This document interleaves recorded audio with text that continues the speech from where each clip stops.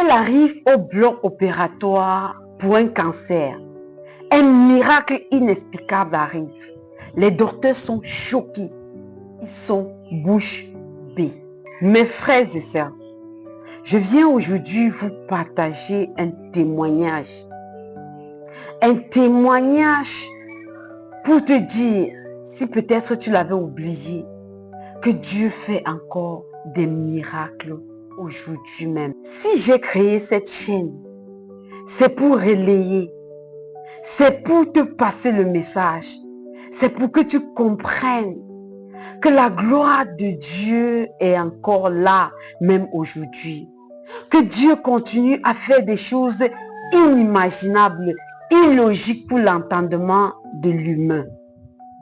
Reste jusqu'à la fin de cette vidéo et écoute une fois de plus ce que Dieu est encore capable de faire, même aujourd'hui en 2025. Je veux surtout que tu te laisses transformer, que tu te laisses parler, que tu te laisses transporter par ce message qui est peut-être juste ce qu'il te faut pour arriver là où tu veux arriver. Tout a commencé par une douleur dans mon ventre. Une douleur que je pensais simple, mais qui est devenue de plus en plus forte.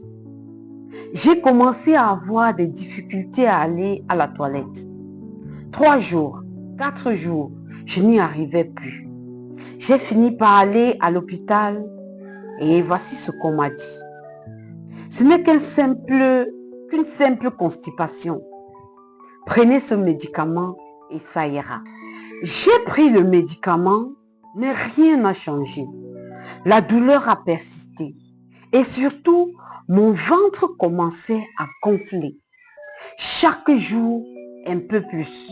Avec le temps, mon ventre est devenu tellement gros qu'on aurait dit une grossesse de 9 mois.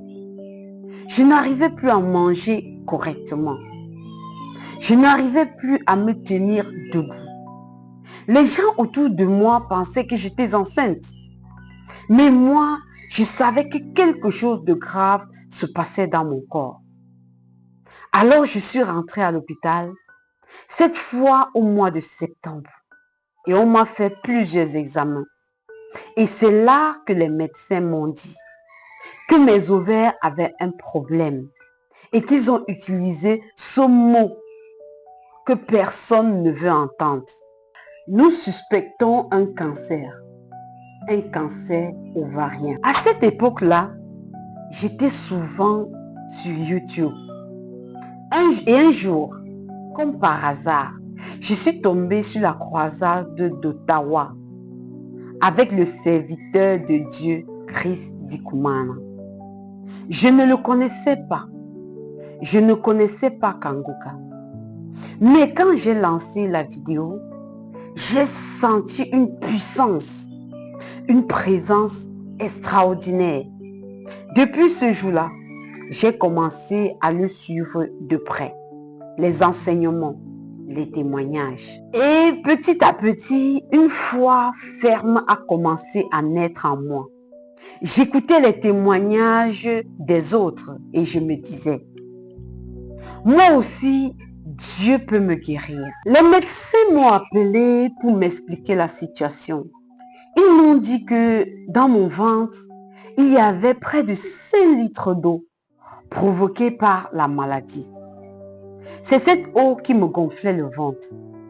C'est cette eau qui m'empêchait de me tenir debout. Alors ils ont décidé de faire 2 opérations. Vider toute l'eau de mon ventre, faire une biopsie pour connaître le stade du cancer. On m'a fait signer des papiers et on m'a préparé. Et moi, malgré la douleur, je continuais à écouter les prières de Kangoka. Le jour de l'opération, j'étais faible. Mais j'avais mon téléphone à côté de moi et je faisais jouer les prières. On m'a amené dans la salle d'opération. Le médecin m'a dit, on doit d'abord faire un scan pour savoir où intervenir exactement. Pendant qu'il faisait le scan, J'ai continué à prier dans mon cœur. Et soudain, j'ai vu le médecin changer d'expression. Il a enlevé ses gants. Il est sorti de la salle. Il est revenu avec un autre médecin. Ils ont refait le scan. Puis l'un d'eux m'a regardé et m'a dit, « Madame, nous n'avons rien trouvé dans votre ventre. Votre ventre est clair. Nous ne voyons plus la maladie. » À ce moment-là, je n'ai pas pu retenir mes larmes. Je savais, Dieu venait de toucher mon corps. Ils m'ont envoyé dans ma chambre. Les médecins ont dit qu'ils allaient tenir une réunion pour savoir quoi faire dans mon cas. Quelques jours plus tard, ils sont venus me voir. « Madame, vous pouvez rentrer à la maison. Nous allons analyser l'eau retirée et nous vous donnerons les résultats. » La semaine suivante, ils m'ont appelé pour revenir. J'ai rencontré les mêmes spécialistes, ceux qui avaient annoncé le cancer. Et ils m'ont dit, « Nous avons refait tous les examens de l'eau. Il n'y a aucun liquide de cancer. Aucun. » Le Dieu vivant avait agi. Aujourd'hui, je rends gloire à Jésus-Christ de Nazareth, le véritable Dieu, l'incomparable, celui qui m'a guéri du cancer ovarien.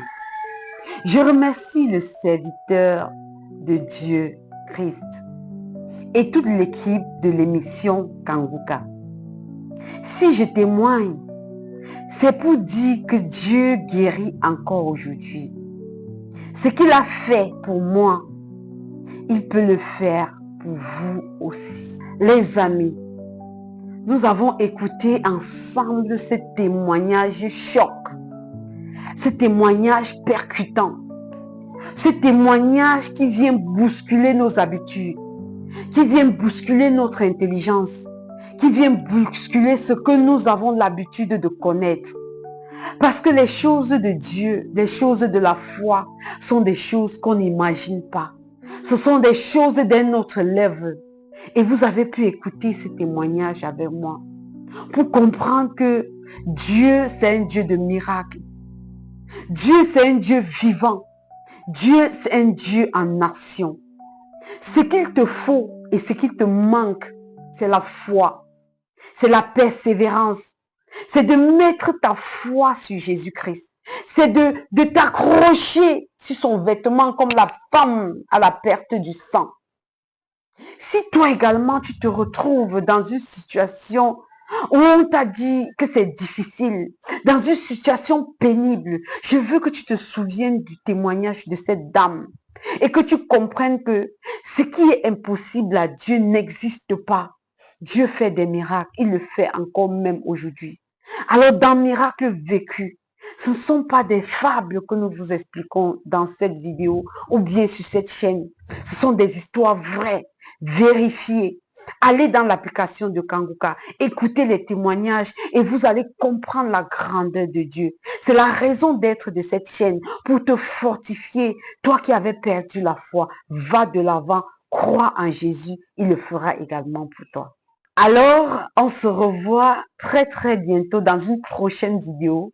N'hésite pas de t'abonner, de liker et de partager. Et surtout, dis-nous en commentaire ce qui t'a marqué dans le narratif de cette femme. Ciao, ciao et à bientôt sur Miracle vécu. Et n'oublie pas, le prochain miracle, c'est pour toi.